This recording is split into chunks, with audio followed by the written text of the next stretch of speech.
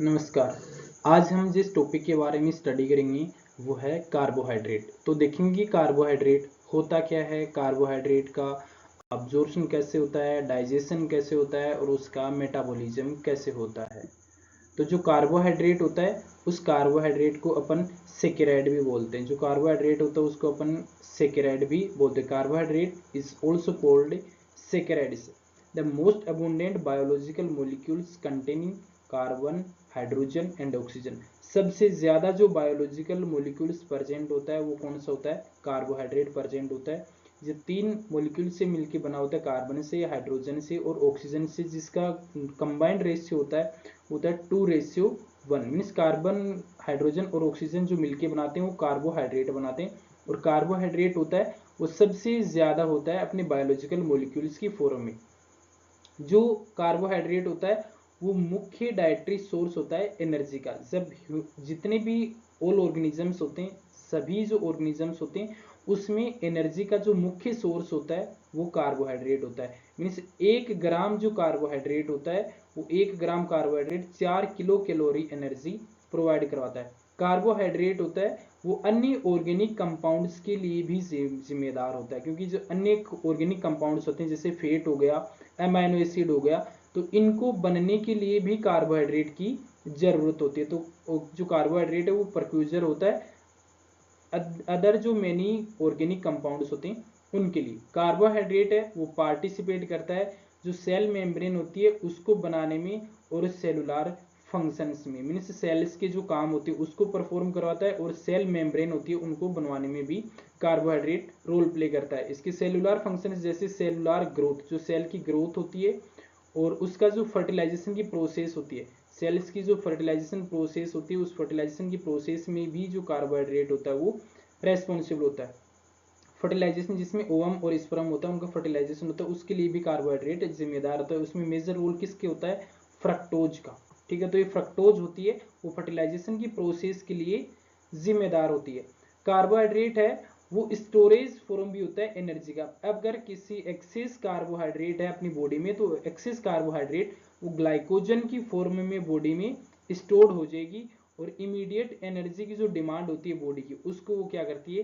पूरा करती है। ठीक है, और इसके अलावा जो कार्बोहाइड्रेट की स्टडी की जाती है हेल्थ में और डिजीज के बारे में, तो उस ब्रांच को अपन क्या बोलते हैं? ग्लाइकोबायोलॉजी। तो कार्बोहाइड्रेट में अपन ने देखा है कि कार्बोहाइड्रेट है उसको सेकेराइड भी बोलते हैं। कार्बोहाइड्रेट कार्बन, हाइड्रोजन और ऑक्सीजन से मिलकर बना होता है, और इसका जो कंबाइंड रेशियो होता है वो होता है 2:1। और जो कार्बोहाइड्रेट होता है वो मुख्य सोर्स होता है एनर्जी का सभी ऑर्गेनिज्म के अलावा। जो 1 ग्राम जो कार्बोहाइड्रेट है वो 4 किलो कैलोरी एनर्जी प्रोवाइड करवाता है।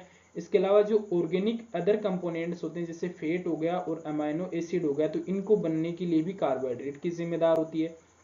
कार्बोहाइड्रेट है वो सेल मेम्ब्रेन को बनाता है। इसके अलावा सेलुलर फंक्शंस जैसे ग्रोथ और फर्टिलाइजेशन इसमें रोल प्ले करता है। और कार्बोहाइड्रेट है वो एनर्जी देता है। एक्सेस जो कार्बोहाइड्रेट होता है वो स्टोर्ड होता है ग्लाइकोजन की फॉर्म में, जो अपने को इमीडिएट जो डिमांड होती है एनर्जी की उसको वो फुलफिल करवाता है। और जिस ब्रांच में साइंस की में अपन कार्बोहाइड्रेट की स्टडी करते हैं उसको क्या बोलते हैं?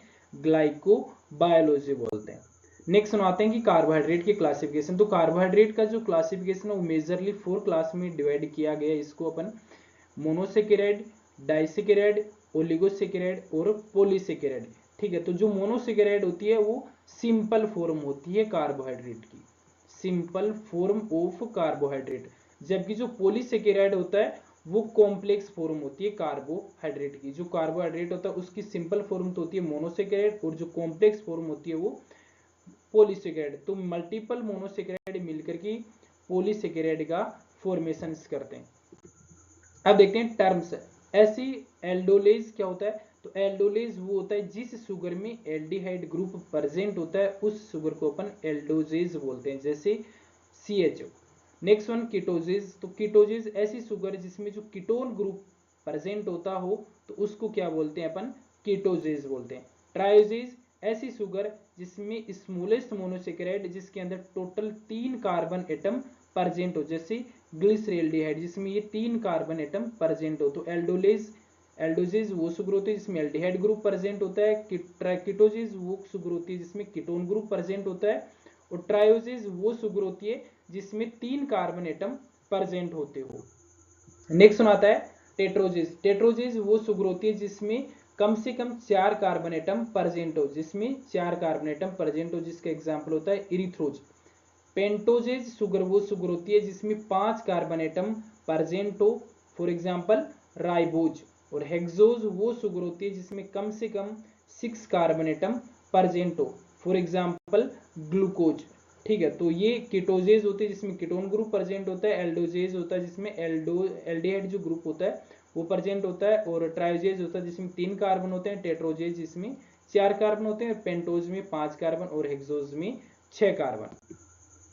तो नेक्स्ट वन आते हैं मोनोसेक्राइड। तो फर्स्ट वन मोनोसेक्राइड में क्या होता है कि ऐसी शुगर जिसको और ज्यादा तोड़ा ना जाए, which can not be hydrolysed into a simple form. और ज्यादा जो सिंपल फॉर्म होती है उसमें उसको ना तोड़ा जाए तो वो कौन सी शुगर होती है, मोनोसेक्राइड। फॉर एग्जांपल ट्रायोजेज, टेट्रोजेज, पेंटोजेज और हेक्सोजेज, ये शुगर होती हैं जिसको और सिंपल फॉर्म में तोड़ा नहीं जा सकता।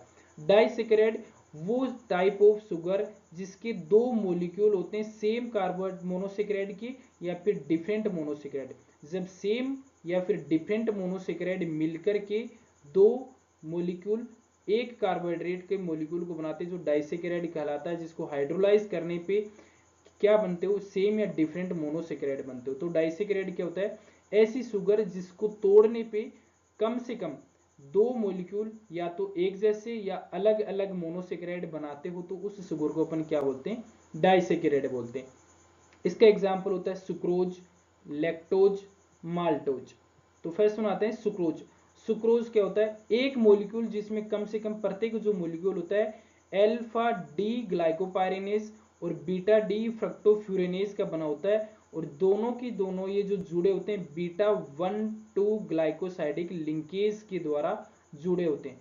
ठीक है, उस शुगर को अपन क्या बोलते हैं, सुक्रोज शुगर बोलते हैं। ऐसी शुगर जिसमें एक तो अल्फा डी ग्लूकोपाइरेनेज हो और एक बीटा डी फ्रुक्टोफ्यूरेनेज हो, और ये दोनों के दोनों बीटा 1,2 ग्लाइकोसाइडिक लिंकेज के द्वारा जुड़े होते हैं, तो अपन उसको क्या बोलते हैं, सुक्रोज शुगर बोलते हैं, जो मुख्य रूप से किस में पाई जाती है, प्लांट्स में, पाइनएप्पल में और कैरेट में।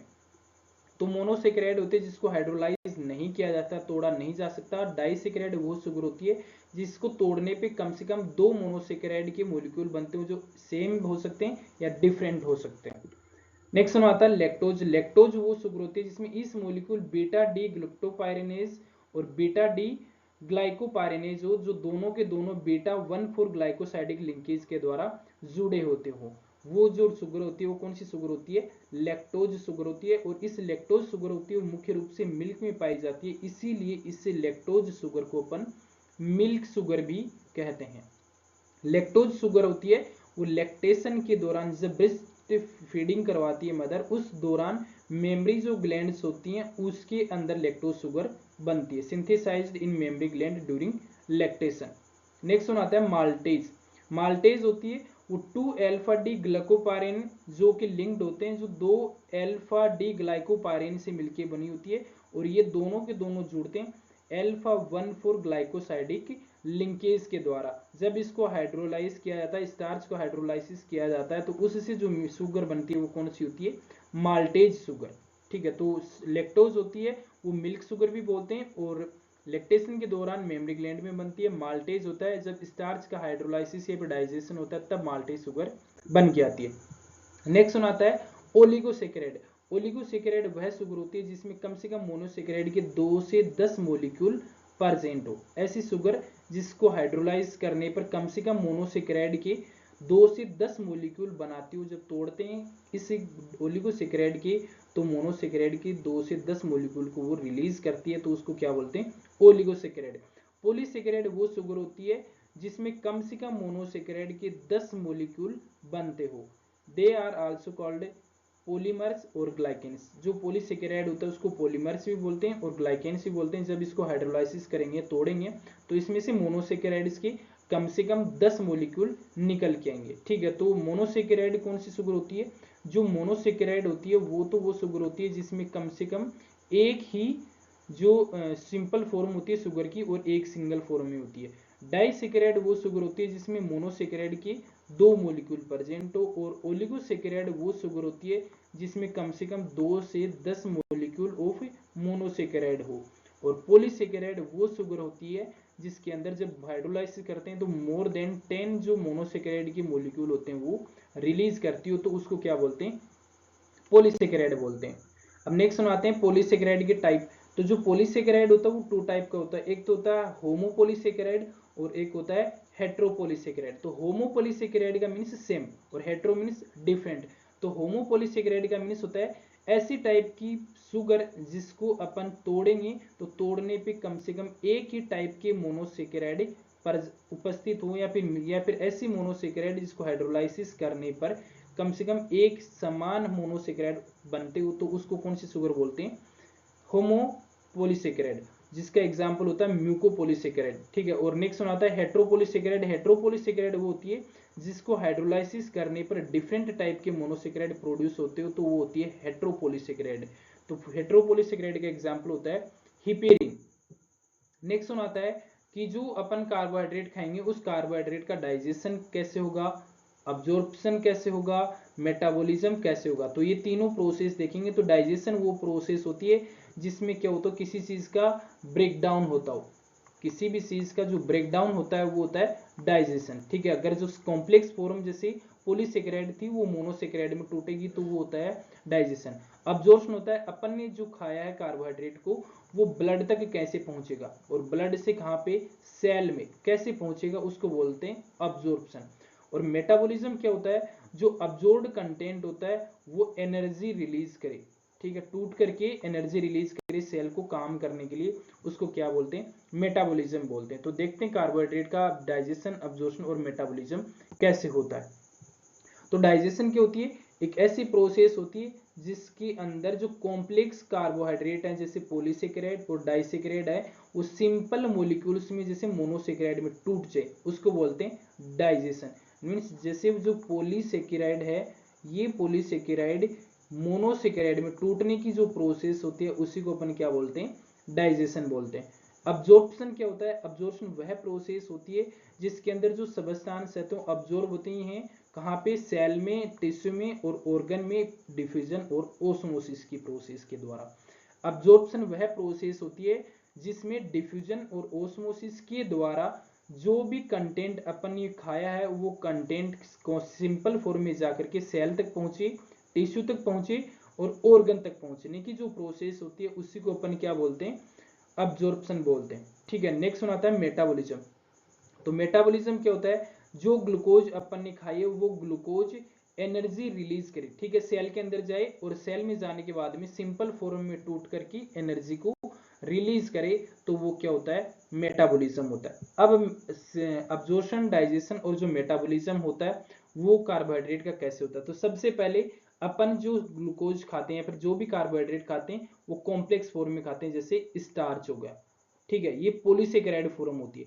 तो अपन ने ओरल कैविटी से जो कार्बोहाइड्रेट है वो लिया, ओरल कैविटी से कार्बोहाइड्रेट लेते हैं तो लगभग कार्बोहाइड्रेट का 10% जो भाग है वो मुंह के अंदर डाइजेस्ट हो जाता है। और मुंह के अंदर डाइजेस्ट होता है वो किसकी वजह से, सलाइवरी जो एमाइलेज एंजाइम की वजह से। जो सलाइवरी ग्लैंड होती है वो सलाइवरी ग्लैंड सलाइवरी एमाइलेज ये जो टाइलिन एंजाइम होती है वो रिलीज करती है, और ये जो टाइलिन एंजाइम होता है वो ओरल कैविटी में सलाइवा के अंदर प्रेजेंट होता है। उसके बाद में ये ओरल कैविटी से जाने के बाद में नीचे की तरफ जाता है स्टोमक में, और स्टोमक में क्या प्रेजेंट होता है, HCl हाइड्रोक्लोरिक एसिड।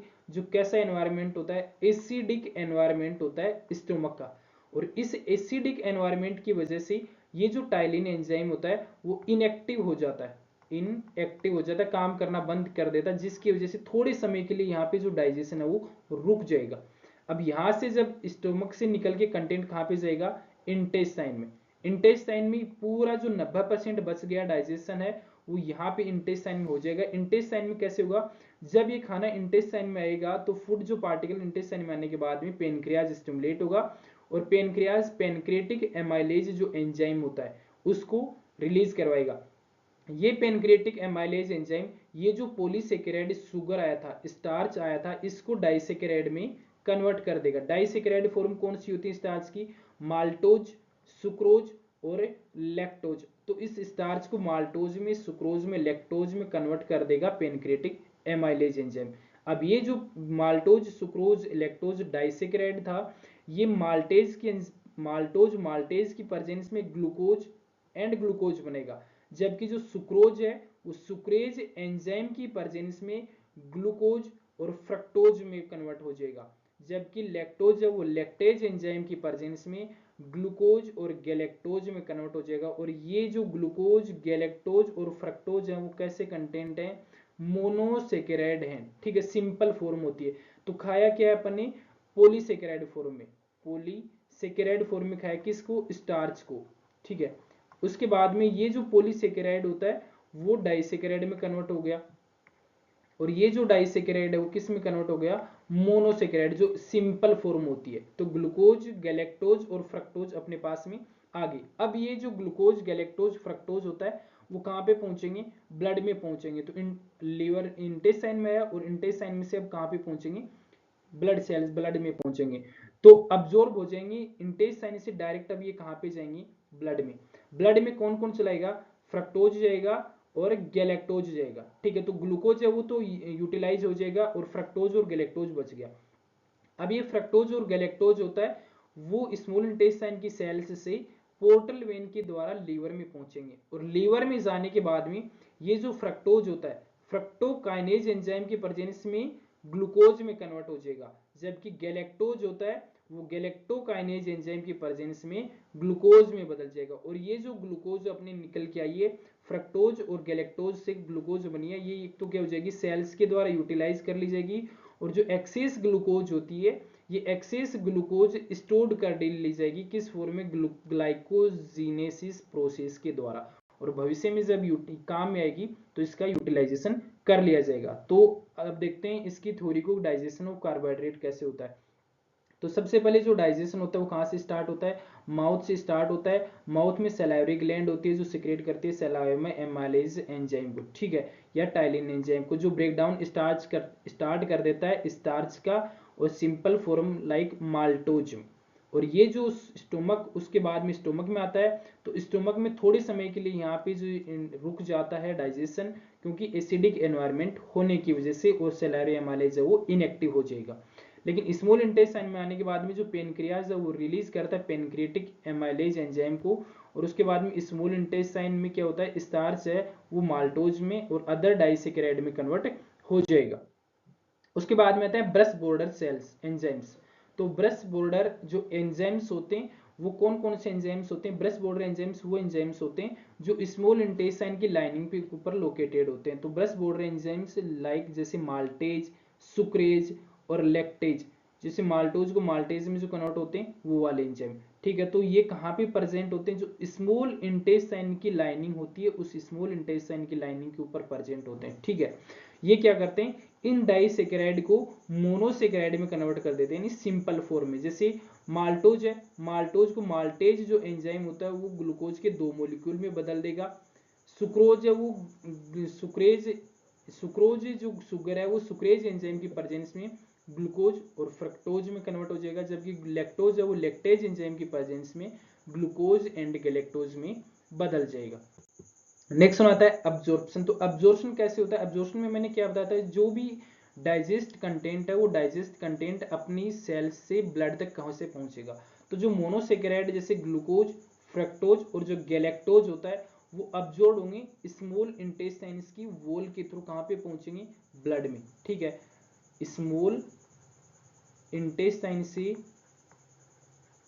ब्लड में, स्मॉल इंटेस्टाइन से ब्लड में पहुंचेंगे, ठीक है।